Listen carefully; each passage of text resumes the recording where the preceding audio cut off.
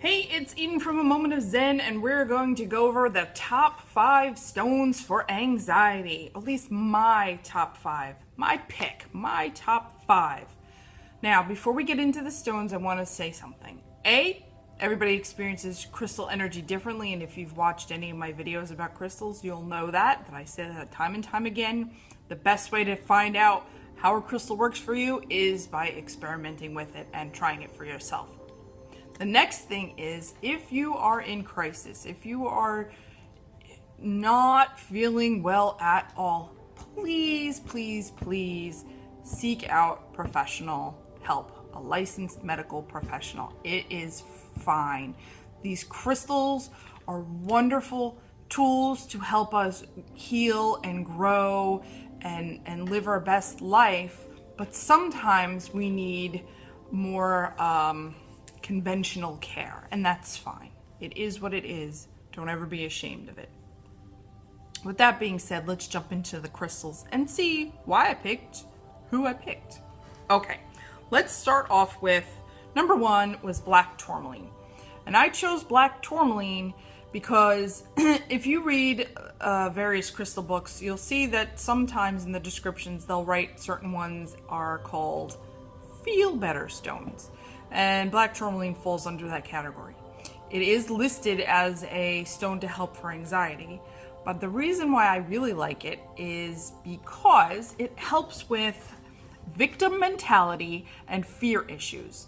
And if you're the kind of person that gets anxiety because you feel like you're a victim of life or you're afraid of life, then black tourmaline, may be helpful for you. That's why I chose black tourmaline. The next one is Rutilated Quartz.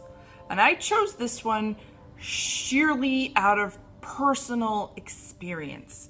I do not recall if I read somewhere that it helps for anxiety. I forget at this point, but I did do a video on Rutilated Quartz where I told the story that I had to go somewhere. I went to a party with familiar people that I'm very comfortable with, in a setting that I was very comfortable with, but for whatever reason I was having some major anxiety about going, and I was drawn to the Rutilated Quartz, and I had it all weekend of that party, and I felt fine.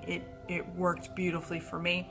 I also have recommended it to other people that have had anxiety issues, and they reported that it worked great for them as well. That is why I chose Rutilated Quartz, and it's beautiful and I love it.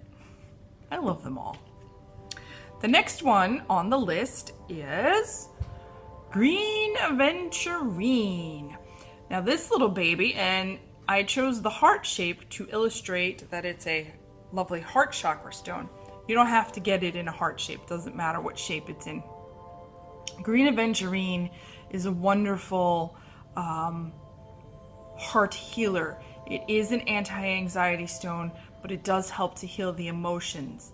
And if your emotions are out of whack, if your heart chakra is out of balance, then chances are that causes anxiety. Okay? That's why I chose this beautiful little green guy. The next one up is rose quartz. Now, why would I pick a love stone for anxiety stones? Well, here's why. First off, rose quartz is more than just romantic love. It's any kind of love, including learning to accept love and self-love. Now, here's where I'm going to go back to the everybody experiences crystal energy differently, and you need to experiment. If you are not ready to love yourself or accept love, then this probably wouldn't be very helpful in an anxiety situation. But if you're in the place where you're okay with that, you're good in that department, or you are ready to receive that kind of love, then this is a wonderful stone. I also chose it because it's got very calming, comforting energy. When I think of rose quartz, or if I'm holding it, I feel like I'm getting a hug from that very special person that can give me that reassurance.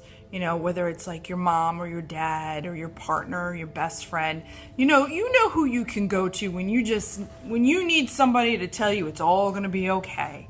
Just give you that hug and hold you in that space until you feel better. That's why I chose rose quartz for anxiety, because when you're in the middle of an anxiety attack, sometimes it feels like everything's falling apart and there's no hope. So that's why that. The last one is actually 2. And I know, I said 5, top 5, but they're both calcite. So that's why I'm still counting it as 5 and not 6. All right. Calcite in general is good to help with anxiety. The blue calcite has a calming effect. And if you are, feeling anxious, sometimes you just need to calm down. Calm down, take some deep breaths, or keep calm before the anxiety even kicks in. So that's why there's the blue calcite. The green calcite helps you to release or change beliefs or patterns of thought that no longer serve you. So if you're chronically thinking, hey, I'm not good enough and I suck and everything is bad and all these limiting beliefs that aren't serving you, this can help you to let go of it. Because when you're thinking stuff like that, of course you're going to feel anxious. Of course you're going to have anxiety because you're busy thinking that, the whole world is against you or some other limiting belief. We don't want that. Okay, so there we go. My top 5. Black tourmaline, rutilated quartz, whoopsie, green aventurine, rose quartz, blue and green calcite. Once again, the best way to find out if these crystals will work for you is to experiment. There were plenty of other stones that I had considered putting in this mix, like blue lace agate, because it helps to balance your emotions. I was going to put in amethyst because it is calming. I was going to put in selenite because it's calming, but I think they're more like accessories. Mix and match. You don't have to just stick to these ones that I mentioned. You can use more than one at a time. Let's say, for example, a perfect example would be to use these 2 together. This is an awesome combination to help heal any issues of self-worth, brokenheartedness, any of that icky stuff we don't like to deal with. Perfect combination. Play with it, experiment for yourself. I hope it was helpful. Go play with some rocks, and we'll talk again later. Bye-bye.